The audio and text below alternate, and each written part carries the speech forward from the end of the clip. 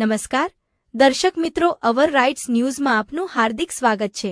વડોદરા જિલ્લાના શિનોર તાલુકાના સાદલી તેમજ કરજણ તાલુકાના ધાવડ ગામે ભારતીય જનતા પાર્ટીના નવા કાર્યાલયનું ભવ્ય ઉદ્ઘાટન કરવામાં આવ્યું છે। જિલ્લા ભાજપ પ્રમુખ બીજે બ્રહ્મભટ્ટ અને કરજણના ધારાસભ્ય અક્ષય પટેલના હસ્તે રિબન કાપી કાર્યાલયનો શુભ આરંભ કરવામાં આવ્યો હતો। આ પ્રસંગે મોટી સંખ્યામાં કાર્યકરો અને આગેવાનોની હાજરી વચ્ચે કાર્યક્રમ યોજાયો હતો। ખાસ કરીને અંદાજિત 100 જેટલા લઘુમતી યુવાનો ભાજપમાં જોડાતા સ્થાનિક રાજકીય માહોલમાં ગરમાવો આવ્યો છે। સાદલી અને ધાવડ ખાતે યોજાયેલા ભાજપ કાર્યાલયના ઉદ્ઘાટન પ્રસંગે ઉત્સાહ અને ઉમંગનો માહોલ જોવા મળ્યો હતો। કાર્યાલયને ફૂલહાર અને બેનરો સાથે સજાવવામાં આવ્યું હતું અને મોટી સંખ્યામાં ભાજપ કાર્યકરો, યુવાનો અને સ્થાનિક આગેવાનો હાજર રહ્યા હતા। જિલ્લા ભાજપ પ્રમુખ બીજે બ્રહ્મભટ્ટ, સંગઠન મહામંત્રી જયદીપસિંહ ચૌહાણ, કરજણ ધારાસભ્ય અક્ષય પટેલ તેમજ શિનોર તાલુકા ભાજપ પ્રમુખ સંકેત પટેલ સહિતના નેતાઓએ કાર્યકરોને સંબોધન કરીને પાર્ટીની નીતિઓ અને વિકાસ કાર્યો અંગે માહિતી આપી હતી। આ પ્રસંગે ખાસ કરીને લઘુમતી સમાજના અંદાજિત 100 જેટલા યુવાનો ભાજપમાં જોડાયા હતા, જેને લઈને ભાજપે સંગઠન વધુ મજબૂત બન્યાનો દાવો કર્યો હતો।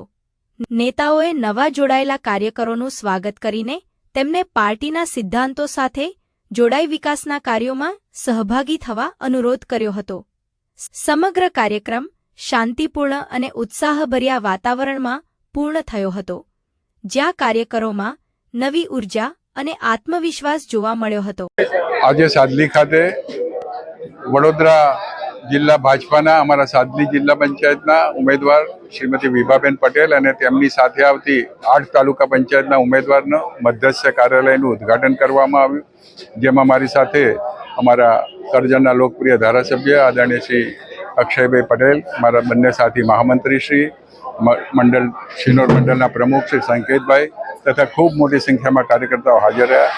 અગાઉ પણ અમારે વડોદરા જિલ્લા ભાજપમાં 4 જિલ્લા પંચાયતની સીટ, 13 તાલુકા પંચાયત સીટ અને 17 નગરપાલિકાઓની સીટ એમ મળીને 40 સીટો બિનહરીફ કબજે કરી છે, જે વડોદરા જિલ્લા ભાજપાના ઇતિહાસમાં એક રેકોર્ડ સમાન છે। અને આના લીધે અમારા જિલ્લાના પ્રભારીશ્રી, જિલ્લાના ધારાસભ્યશ્રીઓ અને મારા મહામંત્રીશ્રીઓની ટીમે જે વર્ક કર્યું છે એને હું ખૂબ ખૂબ અભિનંદન આપું છું। અને આગામી સમયમાં 26મી એપ્રિલે જ્યારે મતદાન યોજાઈ રહ્યું છે ત્યારે બાકીના ઉમેદવારો પણ પ્રચંડ જનસમર્થનથી ખૂબ મોટી સંખ્યામાં ભારતીય જનતા પાર્ટીના ઉમેદવારો વિજયી બનશે, મોટી લીડથી વિજયી બનશે એવો અમને વિશ્વાસ છે। અસ્તુ, વંદે માતરમ, ભારત માતા કી જય।